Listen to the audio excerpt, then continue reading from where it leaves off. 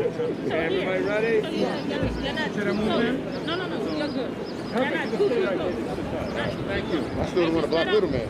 You move right there. Yeah, there you go. Yeah. Fine, so you got me Yeah, inside. they got me.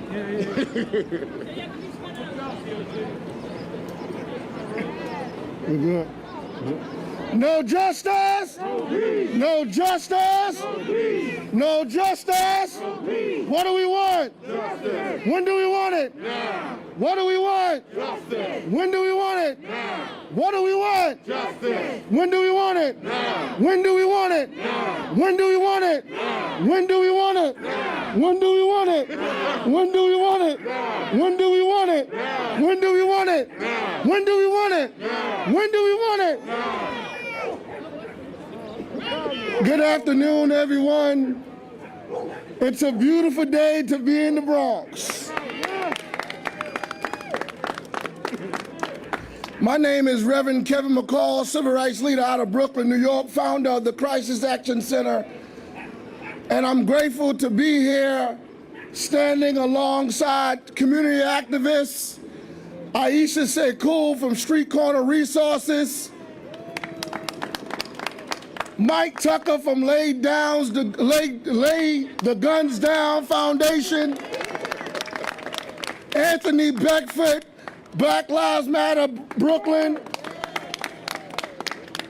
and with council members in the Bronx, Councilmember Landsman, Councilmember Vanessa Gibson, Bronx Borough President Ruben Diaz, Assemblyman Michael Blake, District Attorney Darcel Clark, Councilmember Robert Salamanca. I make sure I got everybody. I did, I got him already.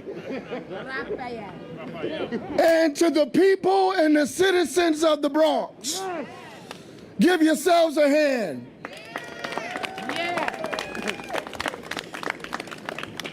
We are here today to stand alongside those who are in authority, to pay homage and to recognize that Black Lives Matter. Yes, that's right. It is very significant to sign a bill that should have been passed a while before, but we thank God we're getting it done now. That's right. Because it took the power of the people for people to respond. That's right. And we're grateful for that. But we're also grateful that right here in the Bronx, that Amadou Diallo was shot 41 times. We're grateful that other cases that happened right here in the Bronx, that every time you walk down this street, you will see Black Lives Matter. So we are grateful for that. But on behalf of the Gardner family, they are grateful. Gwen Carr, the mother of Eric Gardner, is grateful. The daughter, the widow, the family is grateful that a bill is being passed. That 2014, something happened that shouldn't have never happened. And we thank God that it took Councilmember Landsman, his bill. Let's give him a hand. And the sponsors in the city council that decided to write this bill, and we're grateful. We don't always agree on different things, but we're grateful that the mayor, Bill de Blasio, has an open ear to listen to the people of New York City, to listen to the advocates that march and scream no justice, no peace. We're grateful that on a Sunday night at Gracie Mansion, he heard our cry. That's right. And he continues to hear the cries of New Yorkers. And while we continue to protest peacefully, we must respect those who have the power to do things. It doesn't make sense to march if you can't get nothing done. That's You're just going to have bad feet and arthritis. But it's good to be able to march and get something done. Because marching works. Speaking out loud works. And we are grateful that we are here today to join the mayor of the city of New York, the first mayor that talked about defunding the police department, the first mayor that talked about things of black and brown people. Let us welcome the mayor of the city of New York, Mayor Bill de Blasio. Well done. Everybody, this is a powerful day. Powerful day for so many reasons. And there's a moment when you can feel change coming. And every time I have been with my brothers and sisters painting these murals, you can feel it's not just the moment when you paint the mural and affirm the words. It is the beginning of something much greater. You can feel the beginning of fundamental change. And all of us here, all of us who met in Gracie Mansion that night a few weeks ago, when I heard these leaders say that we needed to emblazon this city with the message Black Lives Matter, they did not say it was an end unto itself. They said it would be a clarion call to further action in this city. And this whole city would notice, and this whole country would notice. So to all of you, this group here was part of getting all this started all over the city. Let's thank them all. Reverend McCall, thank you. Aisha Sekou, thank you. Mike Tucker, thank you. Anthony Beckford, thank you. Gwen Carr was there too. And I hope she still can make it here today as she was planning to. But I want to tell you, people had a vision. The vision is now happening. And it will inspire people and move people every time they see it. And I want to say something because we are coming up on a very painful anniversary. Reverend McCall noted just a few days, 6 years since we lost Eric Garner. And it never should have happened, and it should never, ever happen again in this city. And there are people who die who are good people, and we never know their names. And then there are those who die who should not have died, but they did not live in vain. They did not die in vain because change is happening. And we remember Eric Garner, and his very example compels us to further change. And today will be a step in that direction. Thank you again to all of the elected officials. I know District Attorney Darcel Clark was here before, and thank you to Borough President Ruben Diaz Jr., Assemblymember Mike Blake, Councilmember Rafael Salamanca, all of the leaders who are here in solidarity this moment.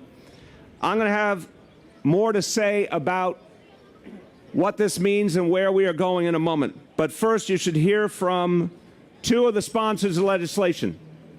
There are 6 different bills we are signing today. 2 of the bill sponsors are here, and they deserve our appreciation. I want you to hear from them directly. First of all, from the Bronx, and someone who loves this borough passionately. She's been one of the leaders in the City Council in terms of fighting for both public safety and justice at the same time. Those two ideas go together, don't they? Public safety and justice have to happen at the same time in New York City.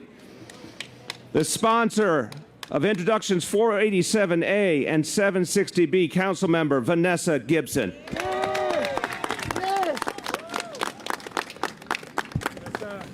Good afternoon, family.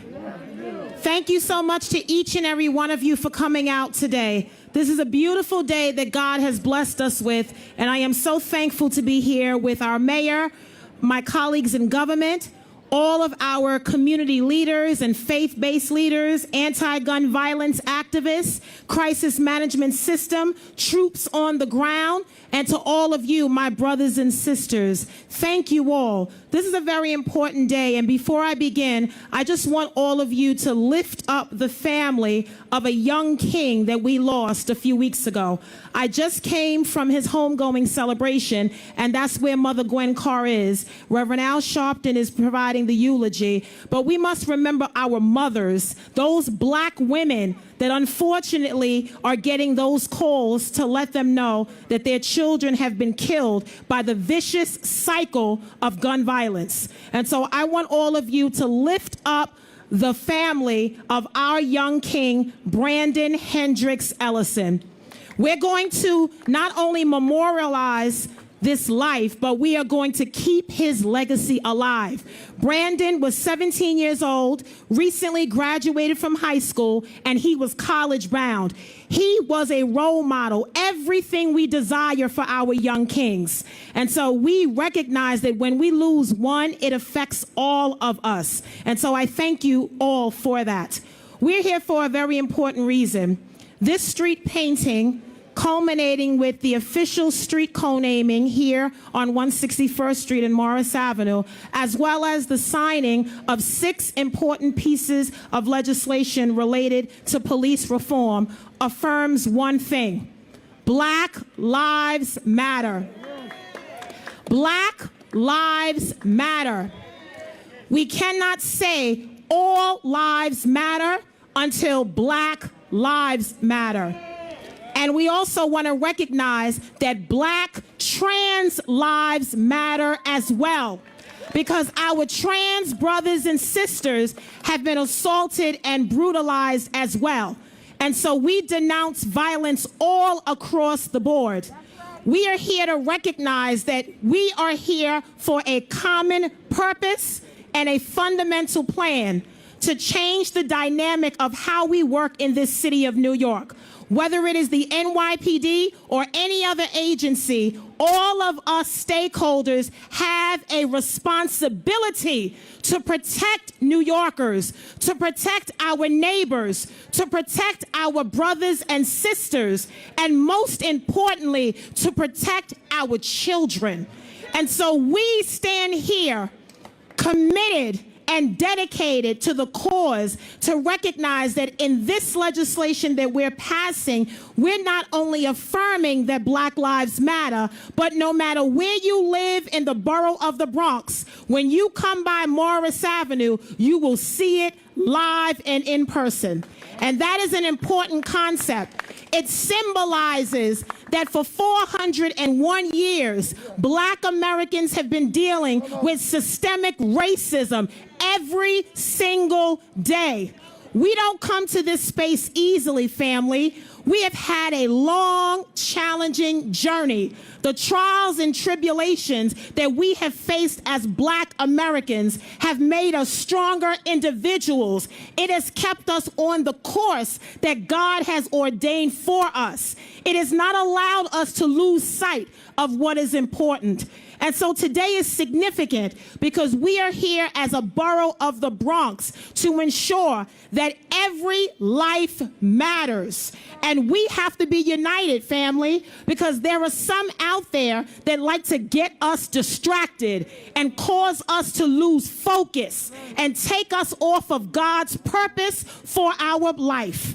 Don't lose sight of what is important. When you see our young kings and our young queens, and you understand that this work is about their future, to give them a better opportunity than we were given. The path that we have been on must be easier for our young kings and queens. And so I am proud today to see this happening and coming to fruition, because all over the city of New York, from borough to borough, you're going to see Black Lives Matter. And that is important.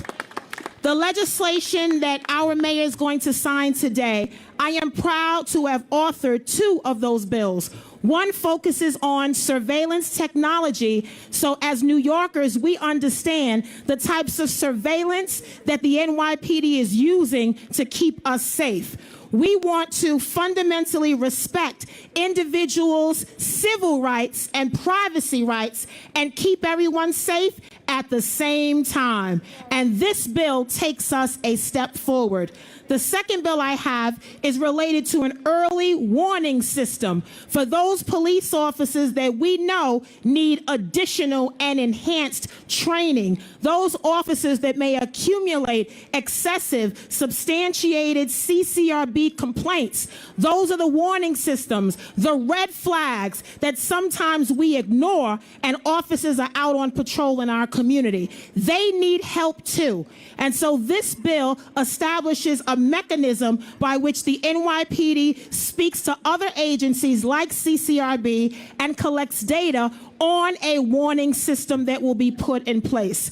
I am very proud of how far we have come, but let us recognize and give all credit to the mothers in the movement. Our queens like Gwen Carr, so many that stood and turn their pain into a plan and a purpose. We recognize them. We recognize all of the advocates and activists and young people out there. Understand, every movement in society has been led by people and not politicians. And so as I close, I want to remind each and every one of you that our work is not done yet.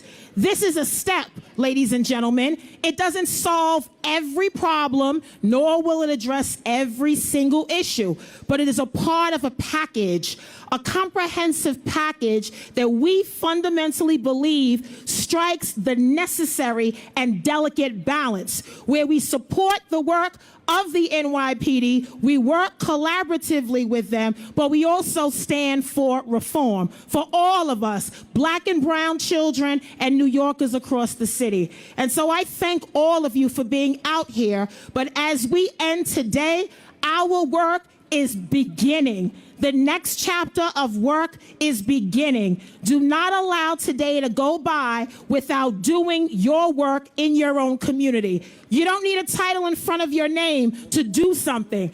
All you need to do is recognize that we are all called to something much greater than ourselves. So thank you, everyone. God bless you. And let's continue to affirm Black Lives Matter.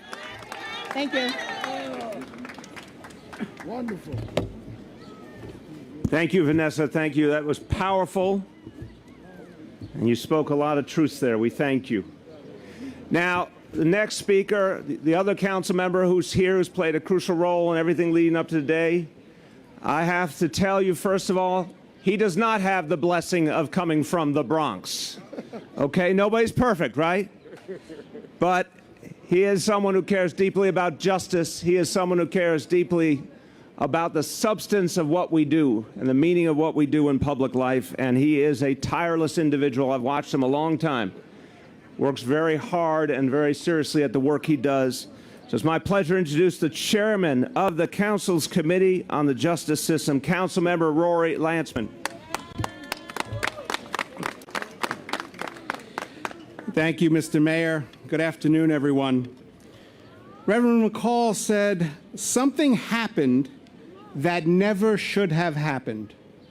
Something happened that never should have happened. He was referring to the killing of Eric Garner, which all of us saw with our own eyes. A man choked to death in Staten Island before our very eyes. He was not the first New Yorker killed by a police officer's use of what is supposed to be a prohibited chokehold. Here we are in the Bronx, the former home of Anthony Baez, choked to death by a police officer. Something happened that never should have happened, and it happens every day in New York City. Look at today's New York Times of videos that occurred during the protest movement, the anti-racism protest movement that swept New York City. Something happening that never should have happened dozens and hundreds of times in our city. If Black Lives Matter, and Black lives do matter, then it's the responsibility of your elected representatives, your mayor, your council members, your borough president, your district attorneys, your assembly members, to make real the expression that Black Lives Matter. Black Lives Matter, prove it to us. Pass laws that protect Black lives. Black Lives Matter to us, prove it to us. Have the police conduct themselves in a way that shows that Black Lives Matter to them. So, Mr. Mayor, I want to salute you and thank you for today signing these 6 bills, because these 6 bills, in their small and modest way, are actions that we, as the city's elected representatives, have the responsibility to take, which is to reform our laws, reform our criminal justice system in ways that make true and real that Black Lives Matter in New York City. Thank you. Thank you. Thank you so much, Rory. Thank you very much. Speaking from the heart. So everyone, let me just reflect for a moment before we move over to sign these bills. So you heard before the notion that change happens from the grassroots, and that is the truth.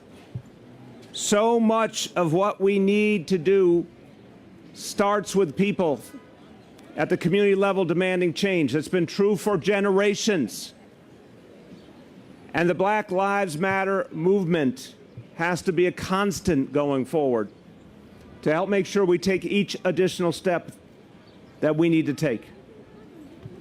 So this movement, and a lot of people here were active participants, not just in recent weeks, but over years.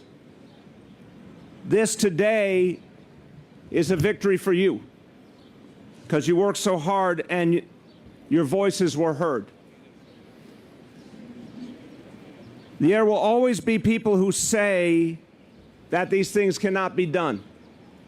I remember very vividly in 2013, if you looked at what we were hearing day after day in 2013, you would have imagined it would have been impossible to end the broken and unconstitutional policy of stop and frisk. We were sold a bill of goods. We were lied to every day, being told that if we ended that policy, there would be crime and chaos everywhere. And thank God most of us didn't listen to that hype. We changed something unjust and we became a fairer city, and guess what? We became a safer city at the same time. Because fairness and safety have to walk hand in hand. People said that if we reduced incarceration and ended the era of mass incarceration, we would be endangered. It was the other way around, my friends. We now have fewer people in our jails than any time since World War II. And we are safer for it and better for it. So every time we do these things, we are saying Black Lives Matter in a tangible and real way. Now, we've only begun, and we have to do more. Because Rory makes a powerful point.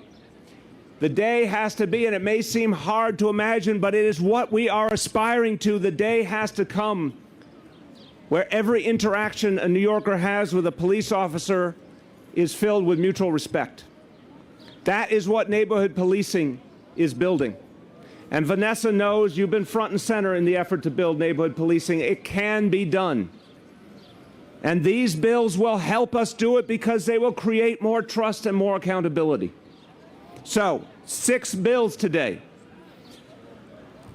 Number 1, banning chokeholds again, not only as a matter of policy, but as a matter of law. Number 2, disclosing to New Yorkers how surveillance is done, showing in a free society that the people will know what their government is doing. Number 3, and this is about as basic an American right as it gets, cementing your legal right to record with your camera interactions with police officers.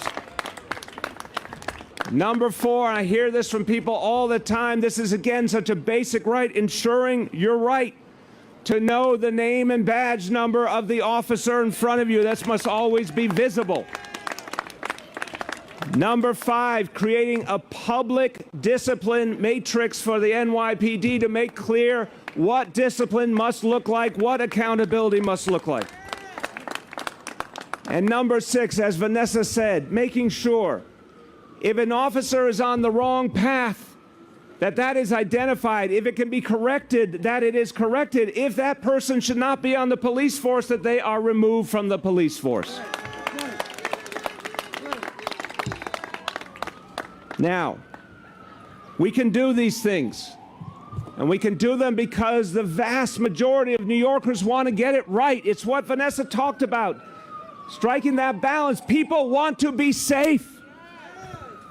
They need to be safe. They want to work with the NYPD, and they want respect in return. They want dignity. They want to know if something's wrong, it'll be acknowledged and acted on. That's what all of this takes us toward. Now look, I also want to be honest. When there are concerns out there, it makes sense to talk about it, not run away from it. The bill that Vanessa authored, the transparency bill, I know and I believe in the impulse of that bill, and I'm signing that bill because in a free society, again, if there's surveillance going on, you need to know that those methods are divulged. You need to know what the standards and the rules are. I know some have offered real concerns, including within the NYPD, that if an officer is doing undercover work, we need to protect their identity and protect their lives too, and that is right. If there are acts of terrorism directed against all of us, we must be able to stop them, and that is right. I believe we can accommodate those real concerns within this legislation, and Vanessa and I have talked about it. But I wanted to say out loud that I think those concerns are real, and we will work together to address those concerns. And then on the chokehold bill, again, to be real with people, to be open and honest. I know many in the police department, including many I truly respect, are concerned because although they agree 100%, and it's been the policy of the police department, we cannot have chokeholds, they're concerned about some of the additional language around diaphragms. I am signing this bill because I believe we can make it work. I believe we can find a way to hear those real concerns, to keep people safe, to retrain our officers the right way. But I also believe that we need to acknowledge those concerns because they're saying in the effort to keep us safe, they want to make sure they can do their job on our behalf, and I take that as an honest concern. So we will work together. We will make these pieces of legislation work together.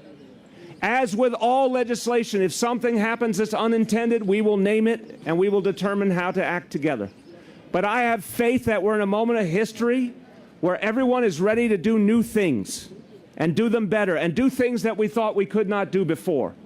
In that spirit, we move forward. I will tell you, this is a moment of not just crisis and challenge, this pandemic, this economic crisis, this cry for social justice, layer upon layer of challenge. It is not just pain and frustration and anger. It is also a moment for transformation. And we're going to show that right now at that desk here in the Bronx today. Let's sign these bills.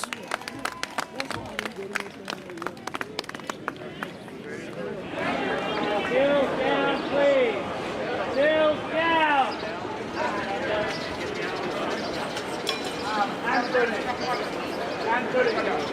Listen, I need a residency requirement and a random on that.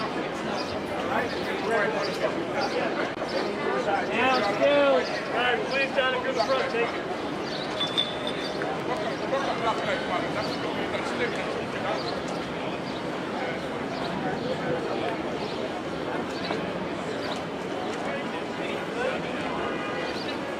Please, you're here.